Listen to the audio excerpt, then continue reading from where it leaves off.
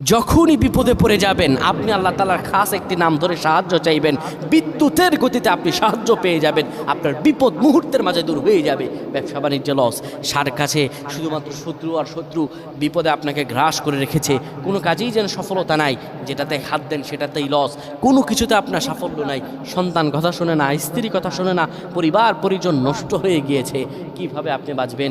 প্রবাসে আটকা পড়ে গেছেন, আসতেও পারেন না, কোনো কাজও পাচ্ছেন না। আপনি আমলটা করেন। এটি আমার কথা নয়, বিশ্বনবী মুহাম্মদ রাসূলুল্লাহ সাল্লাল্লাহু আলাইহি ওয়াসাল্লামের প্রিয় সাহাবী হযরত যায়েদ রাদিয়াল্লাহু তাআলা আনহু, তিনি একবার মক্কা থেকে হিজরত করে যখন মদিনায় যাবেন, ঠিক সেই সময় বিপদে পড়ে যান। ওনাকে একটি লোক বিপদে আটকে ফেলে এবং ওনাকে হত্যা করার চেষ্টা করে। তখন তিনি আল্লাহ তাআলার এই খাস নামটি ধরে সাহায্য চেয়েছিলেন। আল্লাহ তাআলা তাকে বিপদ থেকে মুক্ত করেছেন। সুবহানাল্লাহ। সেই দোয়াটা কি? তিনি যখন বিপদে পড়ে যান তিনি বলেন, আগিসনি ইয়া রহমান।